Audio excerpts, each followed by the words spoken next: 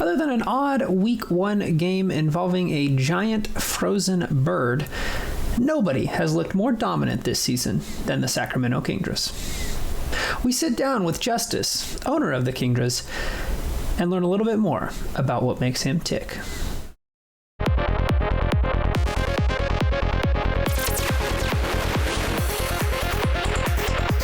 Hello, everyone, and welcome to our player profile with Justice of the Sacramento Kingdras. We're actually going to be doing one with both of the finalists, but Justice, you just happened to be the first one. How you doing, Justice? I'm doing pretty well. How about yourself? I'm good. Are you excited to be in the finals?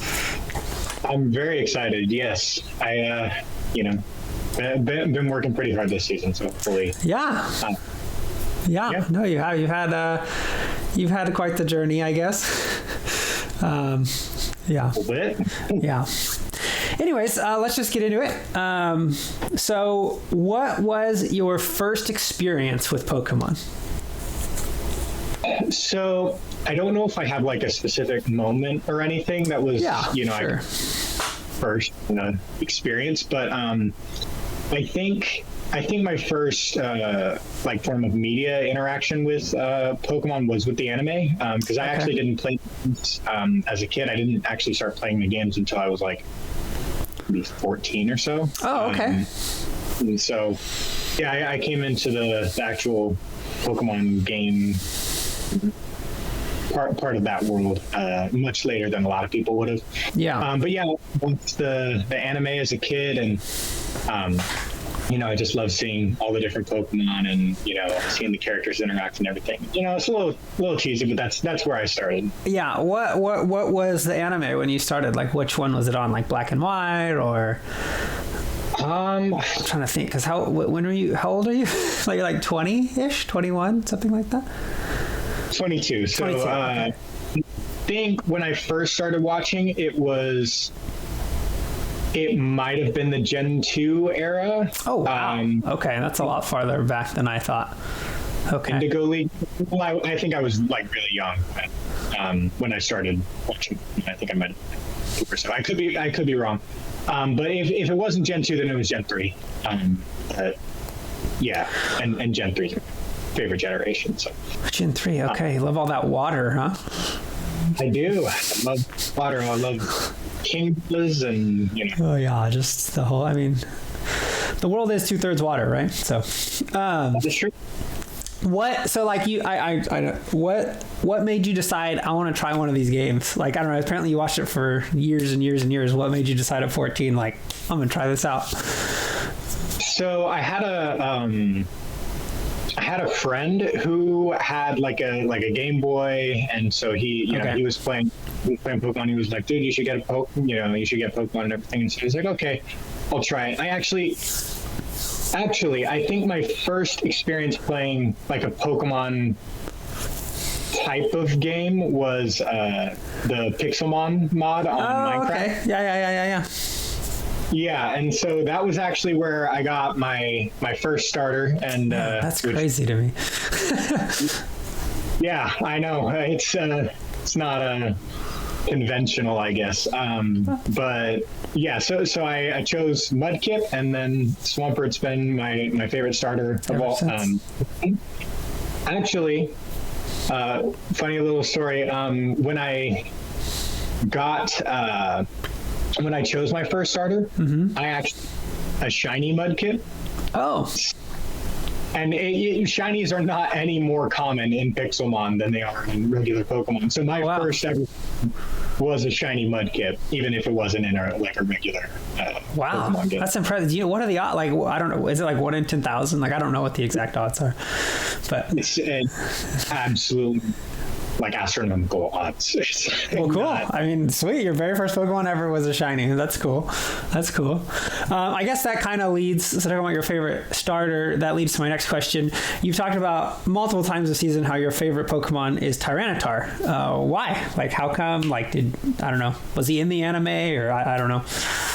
I think maybe my first, I'm not sure if this was exactly the case, but I remember watching Pokemon. It was like What was the name of the Celebi movie? It was like Celebi, like Voice of the Forest or something like that. Oh, is it Guardian of the Forest? No, what is it?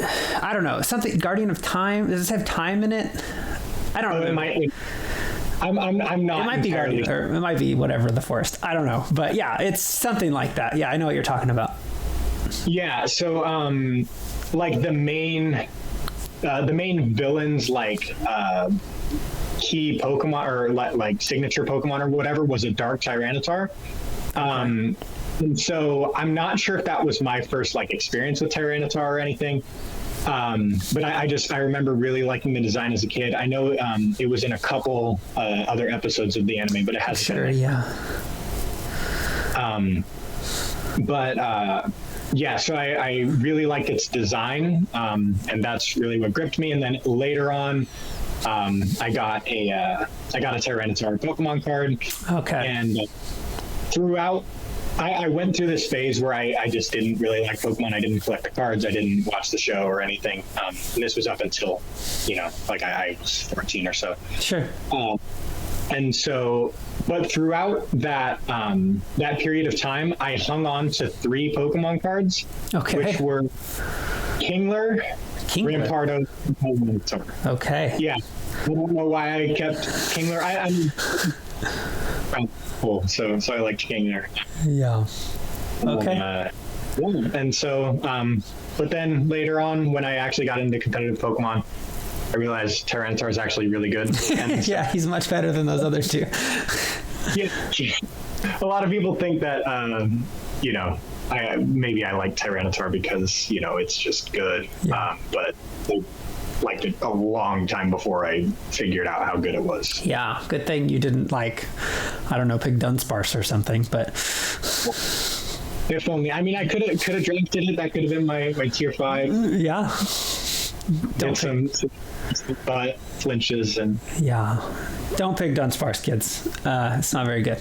But I hate that Pokemon, by the way. That could be a whole interview. I hate that Pokemon. I guess, real quick side tangent.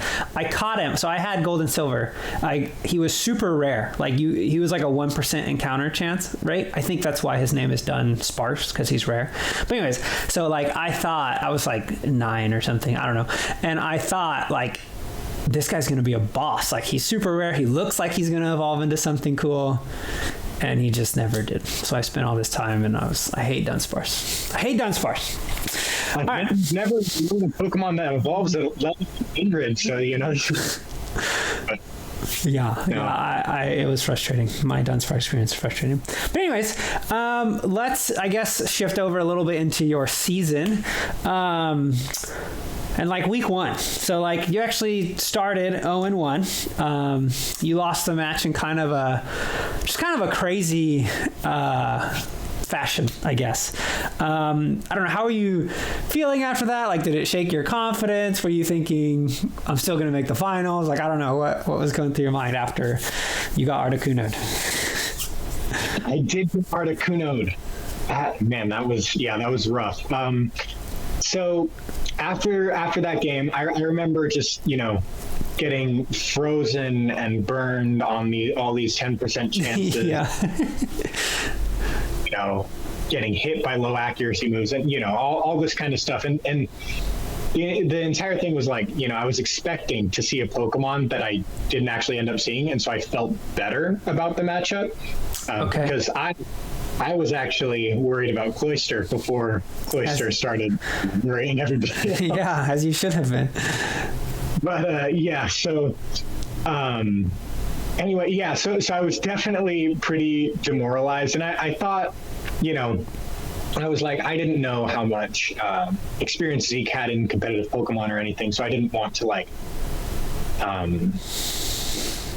didn't want to be too overconfident or underestimate him or anything like that. No, that's fair. Yeah, so it was just, but at the same time, I think I might have been a little too overconfident, and so I think the loss might have been a little bit of. It was definitely humbling, and I think saying, "Hey, I can make this go," anyway, depending on odds and whatever. So just remember that, that you're not everything. So, I think it was definitely pretty heartbreaking to start off 0-1, especially, I saw my brother win his first game. Yeah. So sure. So that was definitely a little demoralizing, but I just decided I had to train harder and hope and pray for better luck in the next game, and just have a more humble attitude, I think. Sure. Well, good. Yeah, maybe it was a blessing in disguise, right? Yeah, dude, I still can't. I remember where I was when you guys sent me that guy. I was sitting at a restaurant, waiting to get seated. And I remember opening the game, and I watched it really quick, and I was I think this was the first game of the oh no, it was the second game played of the whole season, I think. Yes. Yeah. It was first. Yeah, it was right after Trevor and Austin's, but I remember I just skipped to the end, and I was I'm sure Justice is going to win this. And then you didn't. And I went back and watched. I was oh my gosh, what happened? And yeah, I still don't think until I remember in the Discord, I posted, I remember doing the math out, because I was what are the odds of even this stuff happening? And it was crazy. Statistically that's how it happened. But yeah. All right. Go ahead. Oh no, I was just saying it's very statistically improbable, but at the same time, I do think that I made some mistakes in that game, sure. Not in line with, with all the hacks and everything. And so I think that there is a possibility, even without, all the unfortunate happenings and everything, Zeke had a really, really strong team. And, he's gotten better and better, every week. But, I definitely think there was a possibility that he could have beat me there, even in spite of. Yeah, you might be right. I don't know. The Articuno, man, the thing was so beefy. I guess you don't think about how high its special defense is, but I remember it took a Thunderbolt super well, and I was what? What is happening? Yeah. Yeah. So. It might have been from Lantern. Was it Lantern? I thought it was Dragapult. I thought it lived Thunderbolt. I didn't expect it to live, but from Dragapult. But yeah, Articuno's super bulky. It's not I remember, when Zeke drafted it, I was Articuno, really? You just got Garchomp and Blissey and Superior and Cloyster and everything, and now you got Articuno. Then yeah, I got wiped by. You did. That was a very impressive game from. Is he tier 4 or 5? Whatever he is, very low tier. Pretty low. Yeah. Well, all right. Moving along, what would you say to someone joining a Pokemon League for the first time? Would you have any advice or any warnings or anything? My advice would be, I don't know if I have necessarily too much advice for actually your draft. Sure. I definitely, you got to have well-rounded teams. You got some fast Pokemon, some especially bulky, some physically bulky, some physical attackers, some special attackers, and then obviously type variation. Yeah. But I think when actually playing and preparing for your matches, definitely expect to encounter sets that you would never see anywhere. So the draft league format is so interesting and it's so much fun because you're able to experiment of interesting moves. I remember Austin, Final's opponent, brought Seed Bomb on Donphan. Yeah. And it's not something I ever see. And I think I knew that Donphan learned Seed Bomb because I like using Donphan. Sure. I like using it, so I was pretty familiar with its moveset. I just didn't remember at the time. And so I was not expecting. I was looking for grass type moves across his whole draft and everything. I could find a couple, and so Donphan was not even on my radar. Sure. There's certain moves that certain Pokemon are going to carry specifically for one matchup. Right. With your team. So just make sure you're super familiar with with all the movesets of your opponent's Pokemon and everything. And one thing I actually watched in preparation for almost all my weeks was False Swipe Gaming on YouTube. Okay. They do like a history of competitive Pokemon for for a whole bunch of different Pokemon. They've done most of the ones out there. I've noticed there's actually a few gaps in like what was drafted and everything. But sure. I remember for who was it? Oh, for Harrison's team, I watched competitive history of Excadrill, competitive history of Darmanitan, et cetera. Just all these Pokemon, just so I knew kind of what their deal was, how the counterplay was. Mm-hmm. Obviously I have some experience. But I think watching videos on your opponent's Pokemon, watching other draft league content, is really helpful for preparing for a draft league if you're not to join. Yeah. Okay. Well said. I agree. You do see some interesting sets, but I think it's just because, you're right. Like the entire metagame at that point is 11 other Pokemon. So like maybe, the best set. Like Austin last week brought physically defensive Ninetales. Like you just don't see that. You know what I mean? Like just weird sets that, I don't know, he just thought it worked best against those specific 11 Pokemon he was going to, or at least the 6 he thought. So it makes sense. Brought max HP Sawsbuck also, which played a role in, is winning that match. So, I was definitely not expecting. For sure. Yeah, you're right. I forgot about that. But yeah, that's the other thing. I think that is one of the most, like the quickest things you learn is like speed, because you realize like if I have a 110 base speed and the closest thing to me that he has that's under it is 100, like I don't need to waste that speed. You know what I mean? Yeah. Like that's just I think that's almost like level 1. Like that's what you figure out. But yeah, you're right. And I guess in the Sun, Sawsbuck must have outsped everything with no speed investment. So I don't know.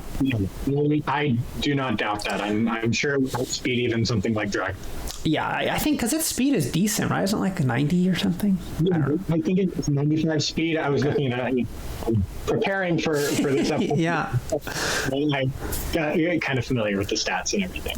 Yeah, fair enough. Well, speaking of that, how do you feel about the finals? I know you probably don't want to be like, well, I'm bringing this and that and whatever, but like, you feeling confident? Are you, I don't know, what do you think? Are you, yeah. I feel good, not because I'm like confident that I'm going to win or anything, but because I'm confident that it's going to be a good game. Okay. Last time it was not. You kind of smoked him. I did, but he made some very, very important changes to his team, dropping Landers for Corviknight, grabbing Sawsbuck instead of Exeggutor, sure. And then Slowking for Heliolisk, I think were the 3 last transactions. Right. Yeah. And I think those 3 transactions actually made his whole team really, really solid. He lost some more common weaknesses. It's like, I just think he's got a more tight team. He doesn't have so many Pokemon weak to whatever given type. He has more resistances. Sure. Certain thing. And I definitely think his Tier 1 Corviknight, that's one of my favorite Pokemon. It's my favorite Pokemon from the new generation. Okay. But, I definitely think it's something to worry about. And so, and Corviknight's able to run a whole bunch of different sets. So, sure. Yeah.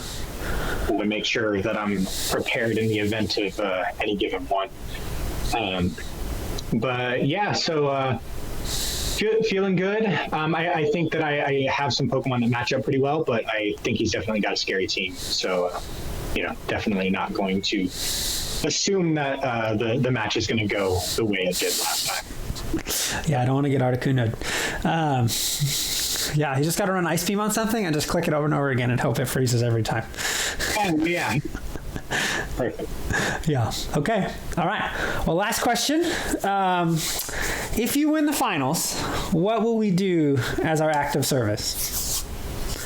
So I was thinking about this yesterday. Okay. And Sadly, since myself and Austin both don't live in the in the same area as everybody else in the league, I think the most fair thing for me to offer would be the financial donation to a charity or something like that. Okay. Just because that's something that we can all do to the place or whatever. However, if I manage to make it down there or something, I think it would be good to do some sort of outreach event or. I think so too, but if host an event. Yeah. So what what would we donate to? Like you said, we donate money. Do you know what charity? It's a good question. I like the Billy Graham. Does he have? I'm sure he does have a foundation, but I think that's the one that I have hooked up to my Amazon Smile. I don't know if anybody else uses that, but it's anytime you purchase something from Amazon, it'll donate to a charity of your choice. Oh, cool. You have charge from you. But the Billy Graham Institute. I forget the name of the charity, but I think that's a good one too. Okay, cool. So if you win, sounds like most likely we're going to be donating to whatever Billy Graham's institution, organization, whatever you want to call it. Cool. Right. Cool. All right. Well, that's all I have for you. I don't know. Do you have anything you'd like to say before we sign off? I'll say fair luck to Austin. Didn't say good. You said fair. Because I hesitate in Pokemon now to ever say good luck. Okay, especially to an opponent. So because I don't care to be frozen by ice 3 times. But in all seriousness, best of luck to you, Austin. I'm definitely looking forward to our match, and I hope it'll be a good one. Me too. Me too. I think it will. But all right. Well, thanks, Justice, for doing this. Absolutely. Yeah. Best of luck to you also. And thanks everyone for watching. We'll see you next time.